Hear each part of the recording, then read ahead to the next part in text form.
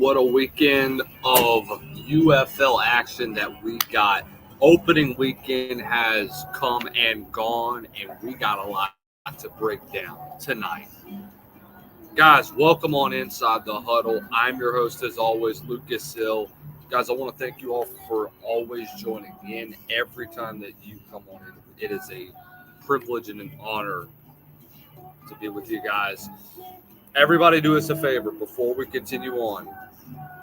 If you are watching us on YouTube right now, make sure you hit the like, hit the share button, make sure you subscribe and turn on that bell notification so that you are notified every time that we go live here inside the huddle. If you're watching this over on Instagram, leave a comment and give us a follow at Lucas_Hill_17. If you're watching us on X, which is our sister site, which is our main affiliate, make sure you do us a favor. Go ahead and hit that like, hit that share, hit the repost button. Make sure you give us a follow as well. Guys, we got a lot to talk about. And let me just tell you, it's stuff that you really need to pay attention to and stuff that really is going to make a lot of sense at the end of the day, because it's one that we really have to talk about, because we have a lot of coaching changes. We got coaches that are getting paid now. We got a lot of things that are going on. Every show is brought to you by our good friends over at vocalbreaks.com. Vocal Breaks is the number one main affiliate used. We've been partnered with them for the last month. We have appreciated their consideration for us. I apologize for the noise outside, guys. But yeah, we're going to go ahead. I'm going to knock out a quick break, and we'll get to all the action before we get on. We'll hear from our good friends at Vocal Breaks. Are you a music producer, DJ, or just someone who loves to remix tracks? Well, say goodbye to messy, low-quality track separations and hello to vocalbreaks.com. The most powerful AI-driven music editing tool on the market. Unlike other separation tools, Vocal Breaks harnesses the most advanced AI model available, delivering crystal clear vocals, pristine instrumentals, and an unmatched precision, all online with no software required. You can extract vocals or instrumentals with studio-quality accuracy. It's perfect for remixes, mashups, karaoke, and music production, and for a faster, cleaner, and more reliable than any other service. So if you want the best, don't settle for less. Go on over to vocalbreaks.com and use code LucasHill10 now and experience the full future of AI-powered music editing. That's vocalbreaks.com using code LucasHill10. All right, let's continue on with our show. So I want to go ahead and talk a little bit about what went on over the weekend. So we are recapping everything that happened during week number 1 of the UFL season. Guys, we had an amazing start to the UFL season. And if you tuned in to our show on Friday night, we had a blast talking about all of that and more, but overall wasn't really happy with what the overall product turned out to be.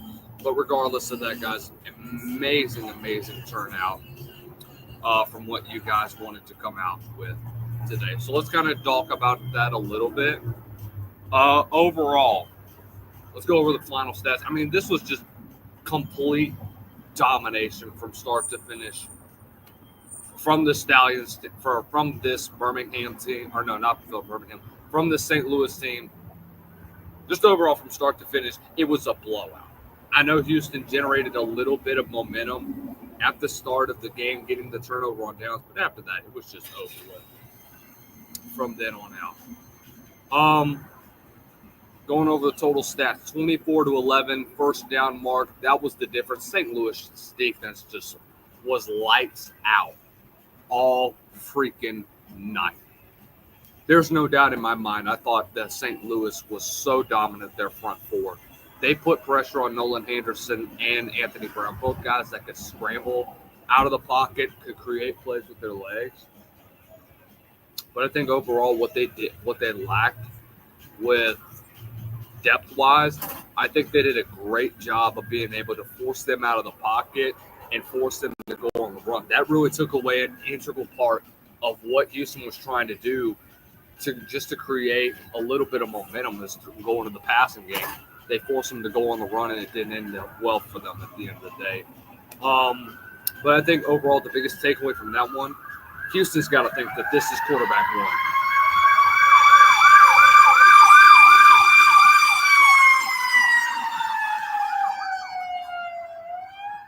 Yes, we're outside today. All right. Nolan Henderson is quarterback one for Houston. No doubt in my mind that that's the case. Because if you're starting a guy like Anthony Brown, I don't think Brown looked comfortable at all in that offense. Just keeping it real with you guys. And I'll be honest, I wasn't impressed at all with how the offensive production was throughout that game. You know, you can hate me all you want for that, but guys, that's the ultimate truth. If there was any sort of momentum that got generated, it was quickly evaporated because you either turned the football over, or you just had no answer whatsoever. Guys, that's the bottom line.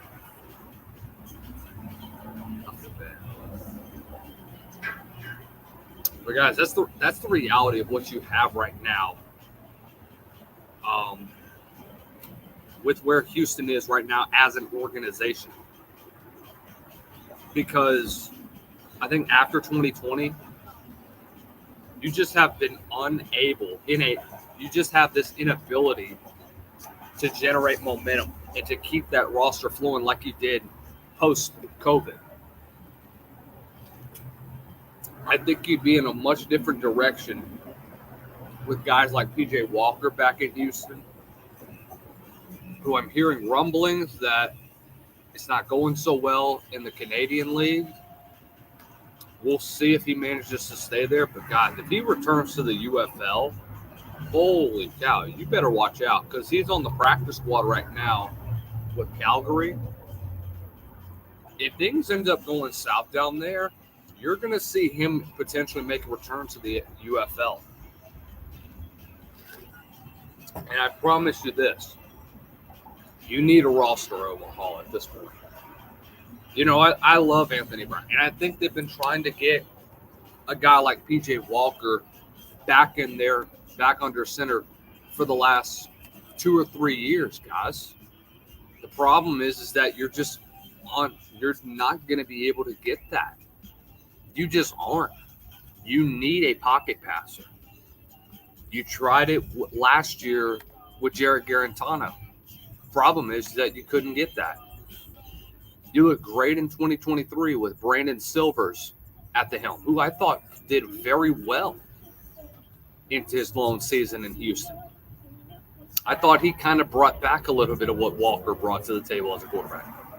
Problem is, he just didn't have great passing accuracy. But guys, that's the bottom line with what you're having at this point in time. So here's what you have to look forward to in the near future. C.J. Johnson's career is now down the toilet. I don't see him coming back to Houston after this season. That's just the bottom line. Do I think that he gets fired midseason? Maybe. That is all upper management. But if I'm being real, and if I'm looking at where this team is at, guys, if I'm Will Lewis, let me remind you, in the history of the Roughnecks/Gamblers era in Houston, guys, he's been there almost the entire time in spring football. Was a player there, was a director of player personnel in 2020, and is now the GM. If I'm Will Lewis, I'm wanting to move in a different direction. That's the big reason why you got him there, is because you wanted that spring experience. I think you're about to get to a point now where change is going to be made. It's inevitable. You have to move on from a guy like CJ Johnson. And I have a lot of respect for CJ. But I saw a lot of guys on Twitter and on Instagram and on TikTok clowning the guy. They've been clowning him ever since the end of last year. Guys, this is arguably right now, they are the worst team in the UFL right now.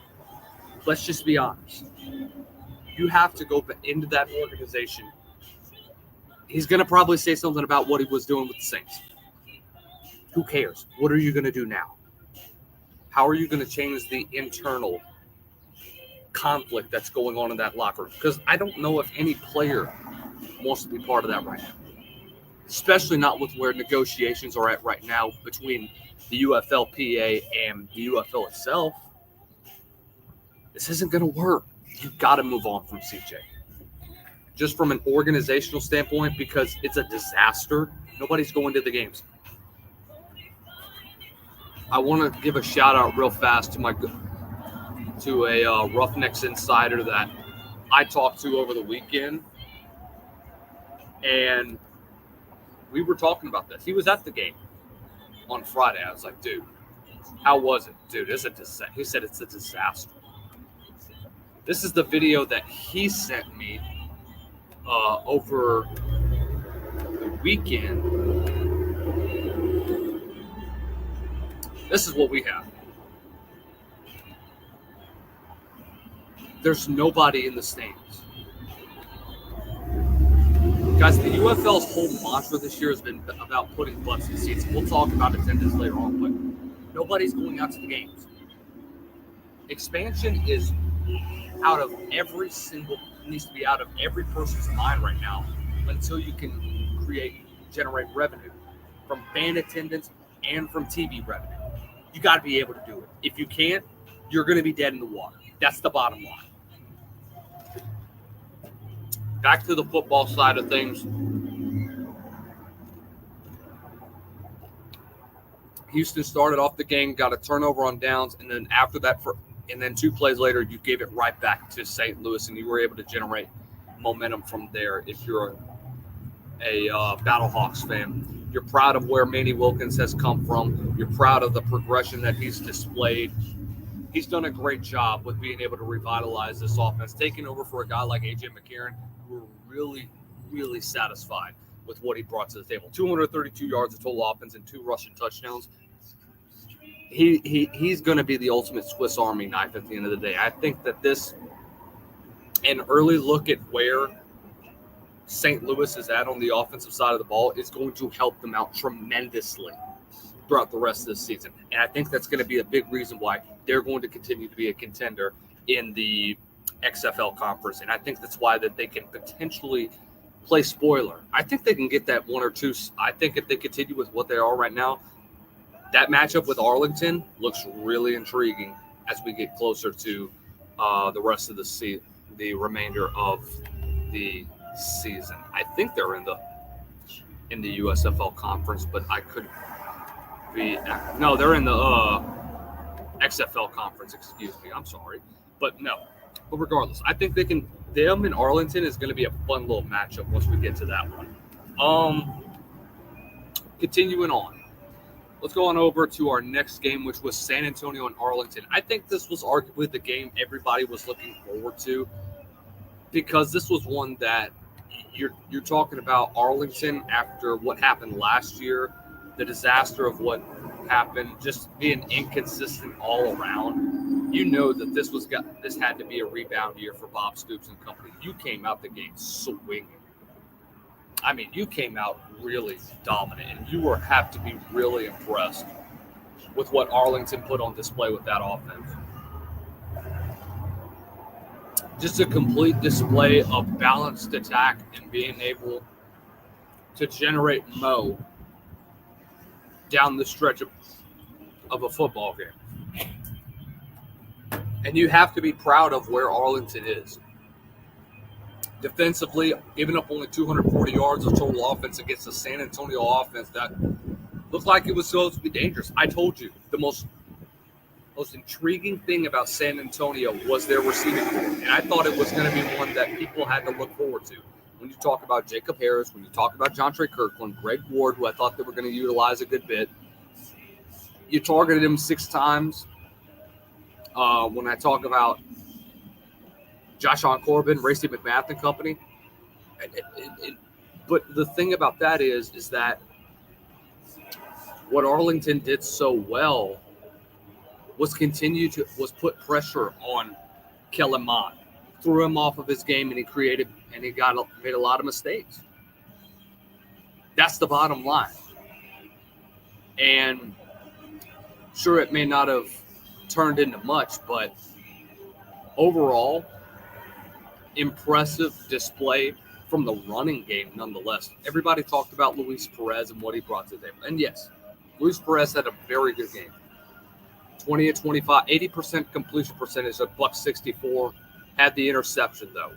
Sal Cannella, Isaiah Weinstead, who was busy today. Tyler Vaughns, Javonte Payton, and Deontay Burnett all were busy majority of the game. But the run game was the biggest surprise of that weekend. Kalen Ballage, 9 carries, $110, and a 77-yard touchdown, the longest in UFL history. Very, very impressive run. This dude is a hard run. That dude does not go down after initial contact. And let me tell you, you need to bring a guy like that down. You cannot allow him to get free. And dude, it got up. He really didn't do much after that. But that one run was basically one that sealed the deal for San Antonio at that point. Impressive run. Day Hunter was 16 carries for 45. Luis Perez had a pair of rushes for 18, and Javonte Payton had 1 carry himself. You want to talk about a stat line? How about Davion Smith, who I was considering putting as my offensive player of the week? 3 touches, 3 touchdowns. I told you it was going to be an X factor. If you tuned into the show during our pregame show when we were previewing San Antonio and Arlington, I said Davion Smith was going to be the X factor in this game. I guess I was right. I mean, hey, 3 carries, 3 touchdowns. So big game for him. I think that's one of the records for the most touchdowns in a single game in the UFL. I could be wrong, though. But regardless of that, guys, that was just a dominant display that Arlington put on the offensive side of the ball. You got very balanced. You were extremely good whenever it came to your ability to be consistent. Your offensive line played arguably its best game of the season. But I think both teams showed their growing pains. I think next week, guys, this is a gauntlet that San Antonio has to play. First game of the season, you played Arlington with the Spring League MVP himself, Luis Perez. But look, the next couple of years is going to be, or the next couple of games, look, going into this week, got to go to the Dome, got to go play St. Louis. You know about that atmosphere and what they bring to the table. It is not going to be easy. Not only that, very next week after that, you go to Ford Field. You're on the road the first 4 weeks of the season. It is not going to be easy whatsoever. And look, you're not playing cupcakes. You're playing in really good teams. Like we mentioned, we're playing St. Louis at the Dome. 30 to 40,000 people are going to be there. I guarantee you. Then you go to Michigan and go to Ford Field. You go play that defense who got after Troy Williams and E.J. Perry last week. Then you go to D.C., whose defensive line was dominant. Put up 8 sacks against Alex Magoo, and we'll talk about that in a minute.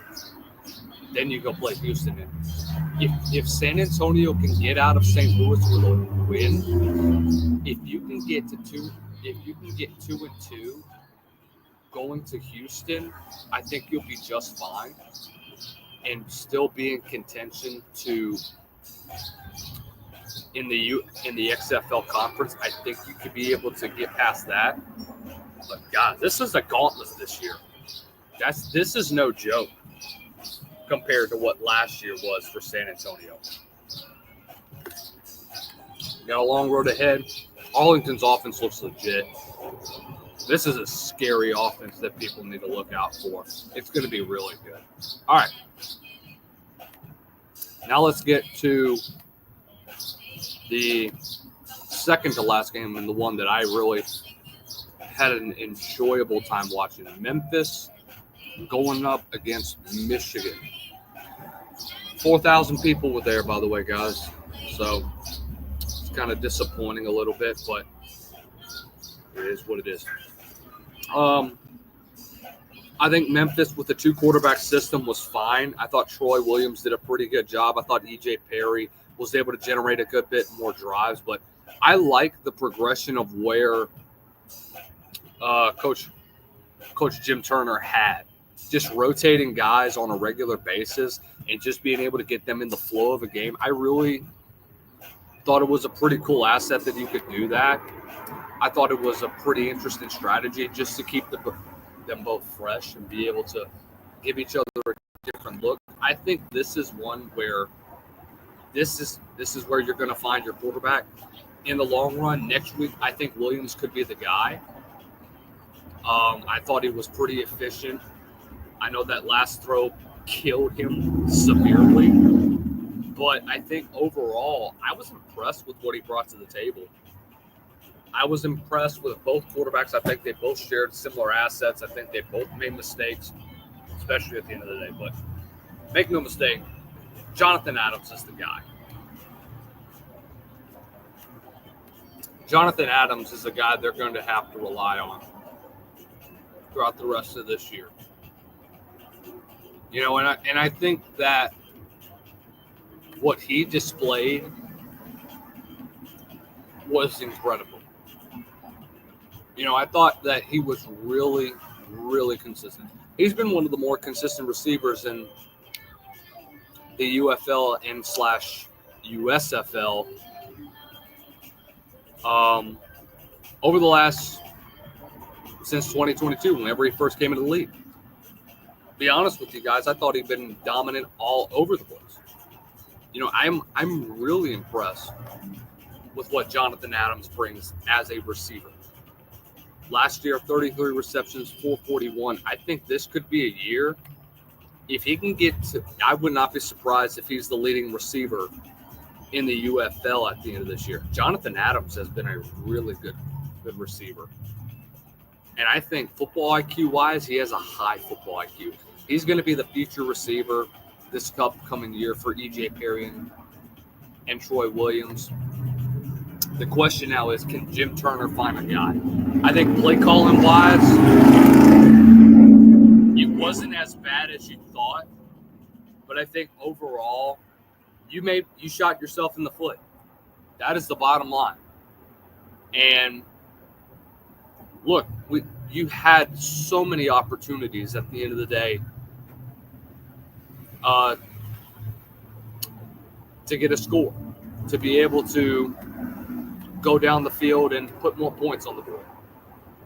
That's the bottom line. But you shot yourself in the foot, as you had 6 points off of turnovers, the one being the game sealer at the end of the day.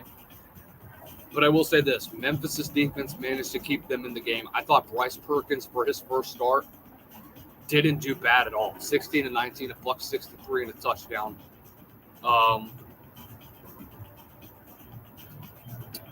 And I think that there's more that he's going to bring as a quarterback. But I do have concerns. You know, BT Potter, let's just be honest, guys. It's hard to have to replace a guy like Jake Bates. And we talked with Zach Linfield earlier 2 weeks ago about this. Guys, it's not easy. That's probably one of the hardest things that you're going to have to replace is a guy like Jake Bates and the ability and what he brings. You were 2 of 4 on field goals, and it dang near cost you. He was pretty consistent inside 45. Don't put him out near 40 though. That last one dang nearly killed you. So let's kind of go over that last drive that Memphis had, their last offensive series, which I thought was incredible. And to be real with you, it shouldn't have ended the way it did, because overall it was just a bad read with how this happened. First play of the drive, boom, Jonathan Adams goes for 38, gets out of bounds. I thought he was going to make a house call too. He was one block away. You get a game-saving tackle, but you get a game-saving push out by Whitehead, and then boom, Kai Nakui comes right up in the middle of the field after getting pressured, ends up costing you the game.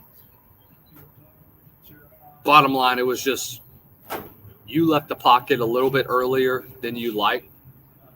I think overall you were pressured a good bit throughout the game, but I didn't think that you were pressured as much. I think you ran into pressure. Just my honest opinion. But I'll tell you this, guys. Breland Speaks and Rondell Carter were all over the field today. I know they didn't record any stats. Yeah, they don't even have stats for them right here. I thought Breland Speaks had a sack or two throughout the day. They put tremendous pressure on both quarterbacks. Give them a lot of credit. They did a great job of just being able to be on a consistent level to where you're consistently putting pressure over and over and over again. Eventually, they were going to make a mistake, and it did. Bottom line, guys. All right, now to the game that I thought was arguably the biggest upset of the UFL ever. That's going back to last year, too. Ever since the merger. This is probably the biggest upset since the merger. The DC Defenders, 7.5-point underdogs.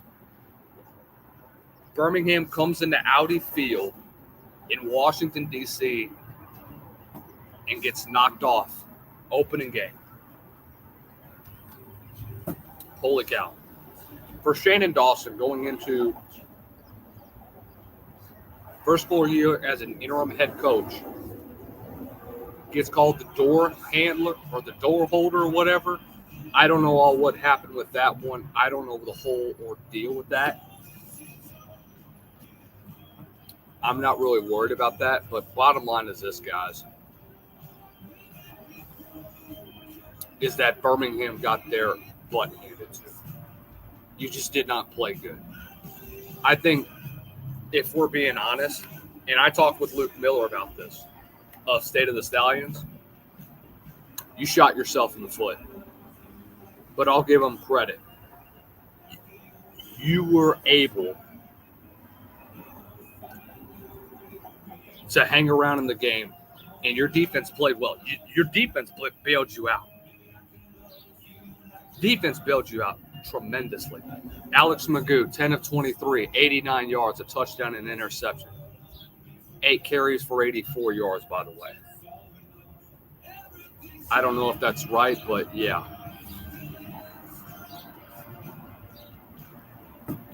I need to really see the net yardage. I don't know.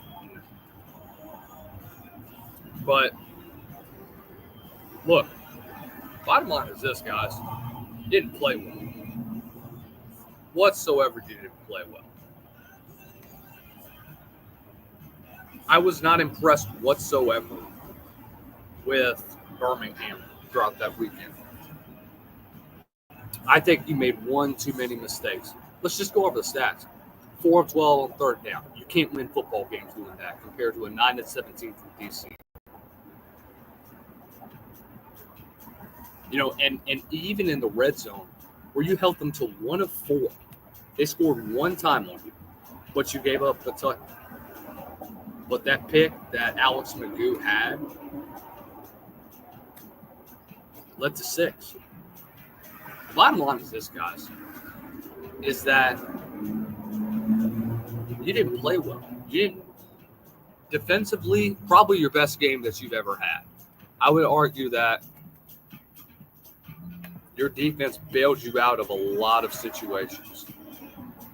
They bailed you out of situations that you yourself dug yourself into on the offensive side of the ball. But I'll give DC's defense a ton of credit. You got after Alex Magoo. You sacked him not once, not twice, not 3 times, not 4, not 5, not 6, not 7, 8 times. 8 sacks throughout the day. Guys, that's the bottom line. I thought offensively for Birmingham, you were slow to start off. I was like, why are they not going tempo offense? And I understand. It's Alex's first game in the spring in 2 years. Obviously, the talent level at this stage has changed. It has shifted. It has become more competitive, especially with what we've seen this year.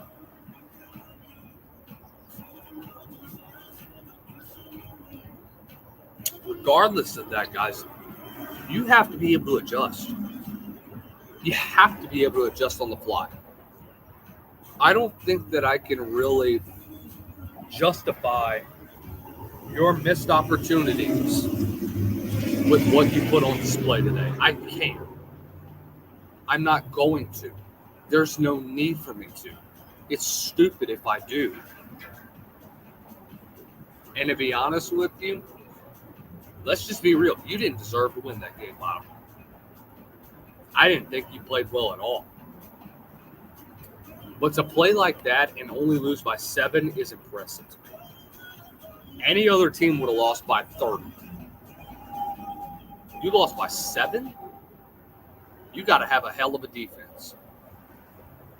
Guys, we saw some early stars. Perrion Winfrey.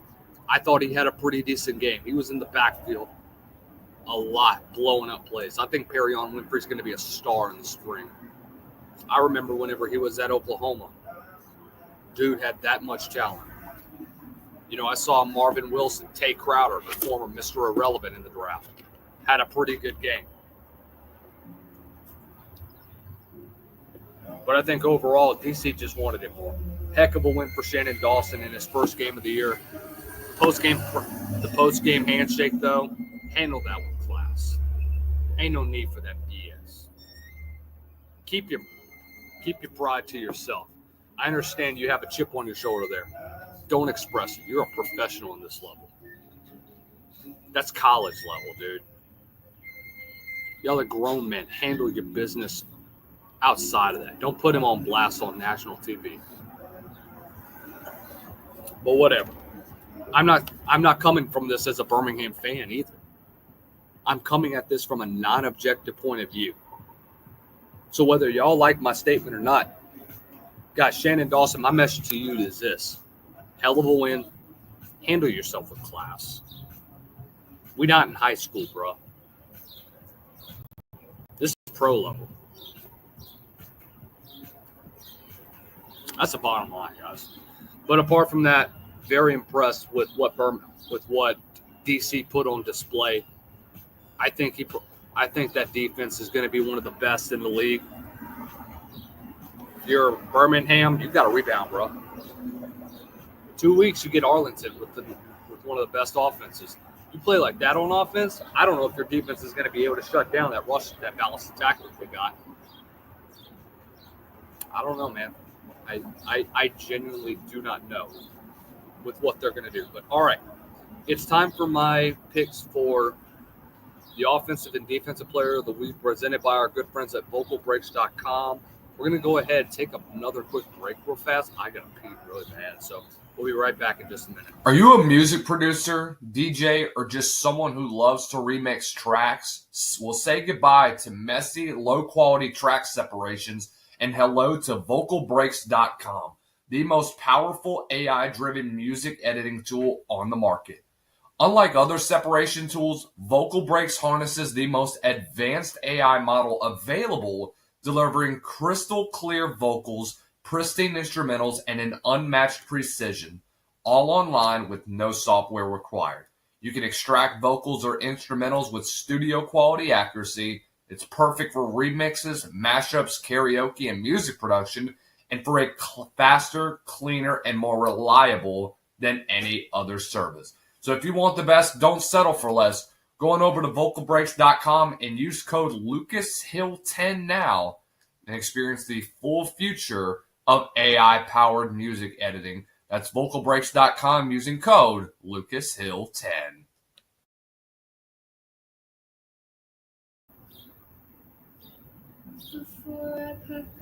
You miss me? Didn't think so. We still have the same 13 up in here. But anyways. All right. Continuing on with our conversation, guys. Offensive and defensive players of the week. Give me Manny Wilkins from the St. Louis Battlehawks. Heck of a game on Friday. 232 yards of total offense and 2 scores. Took over well. I know there were a lot of people concerned with how he was going to do in game number 1. I know he had a little bit of competition from Max Duggan over the preseason, but I think he performed well in his first game as a full-time starter. I think he's going to take over this offense really well. This is St. Manny Wilkins' team from here on out. And then my defensive player of the week, give me Kai Nakua. 6 tackles and then the pick 6 to seal a potential to end any potential Memphis comeback is well worthy of a defensive player of the week, in my opinion. That's my pick, guys. What do you guys have as your offensive and defensive players of the week? Let me know in the comments down below. All right. Let's talk Deion Sanders, because Deion Sanders just got paid. I mean, got paid over the weekend. I think it was this past Friday that he did. So he landed a $54 million extension.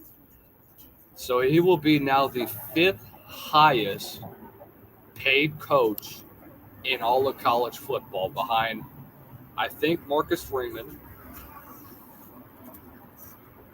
We got to take a look right now at it right now. I think number 1 is Kirby. Yeah, number 1 is Kirby.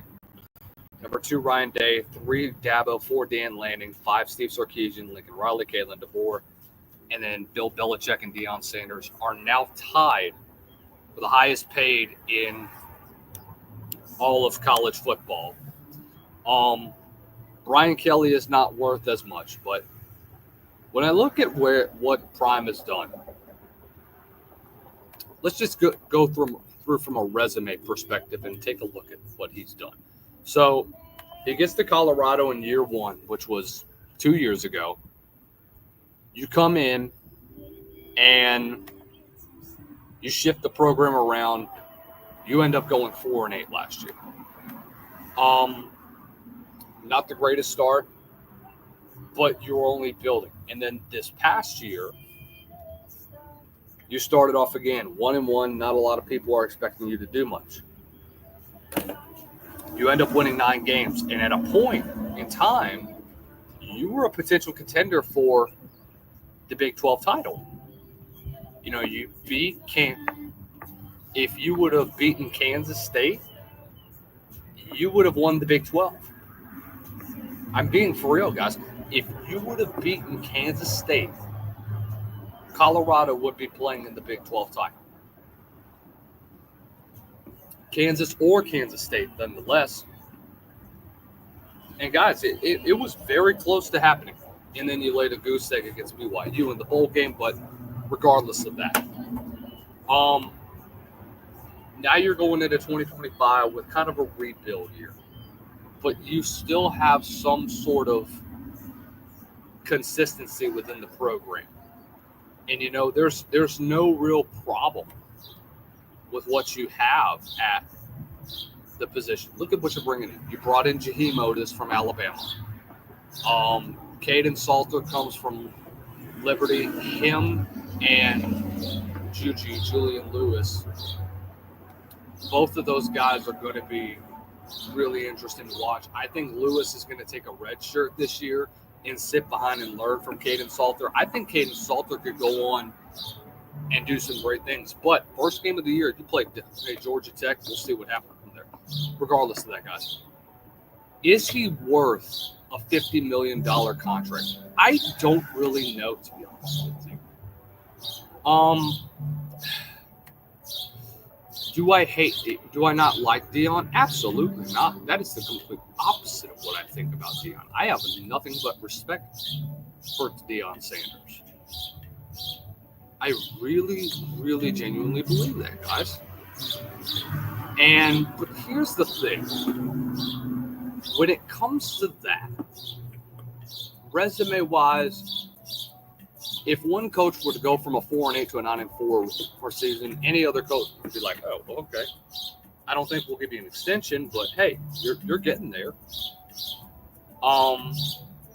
But knowing that this is Colorado and knowing the background of where they were and what he's done for them revenue-wise, what he's done for them economically, social media-wise, put them on the map. But guys, I'll just be honest with you.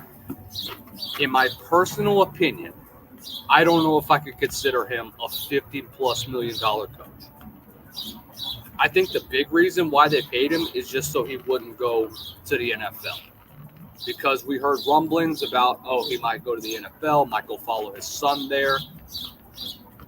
None of these rumors are confirmed, but this is just my general opinion of what I've read and what I've studied upon. I think they made this deal so that he wouldn't go to the NFL because that's where he was going to end up going. I think he was going to either follow his son as a coordinator or he was going to get a head coaching gig. Maybe not this year, but maybe next year. That's why they went ahead and did the extension right now. Do I think he's worthy of a $50 million extension? Honestly, probably not. No, not really. In the Big 12? No. Absolutely not. Not with who you play. But I think that Colorado, even if Deion left, I think that program would be in a much better place than where they were before. How long would it last? I don't know. But I think bottom line, I think that would be a much better program knowing the legacy that you leave behind. I would consider it like what Jackson State is doing. Guys, after Deion left in 2022, guys, let's just be honest. TC Taylor has done a great job with them. They just won the SWAC championship and won the Celebration Bowl. They're in a good place now, even without Deion at the helm. Guys, TC Taylor was the OC whenever Deion took over. And then he comes in and makes a big impact. And he's been able to keep that locker room together. I think the same could happen with Colorado. I think if Deion would have left, I think you would have hired interior. I think you would have gotten a guy who had been with Prime for a while, whether it be a Pat Shurmur or whether it, be a Robert Livingston or whomever. I think you can still put a lot of confidence on guys like that.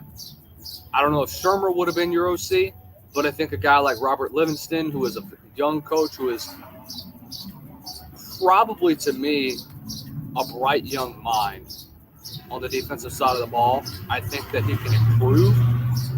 But I think you'd be confident in having one of those guys taking over as your head coach.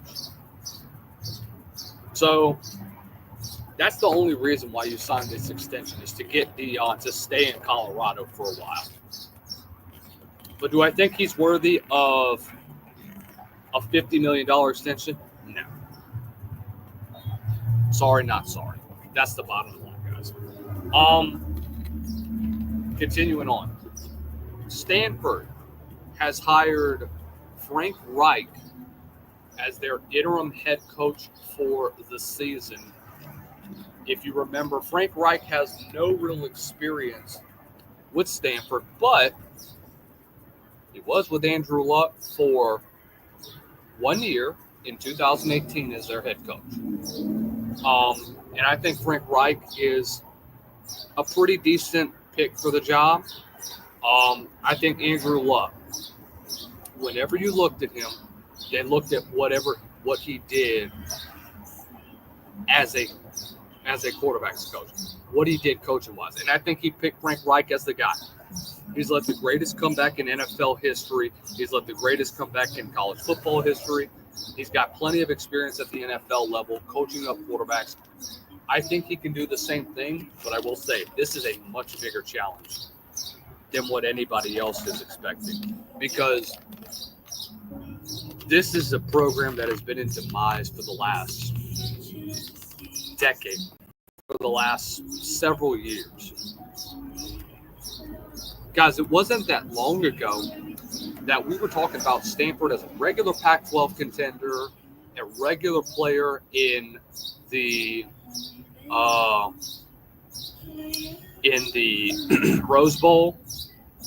You talk about guys that have done so well in their place, and you look at a guy like Frank Reich, who's been in there, what David Shaw did for 10 years at Stanford, arguably one of the best coaches to come through Stanford. That was a team that won a pair of Rose Bowls in that time period.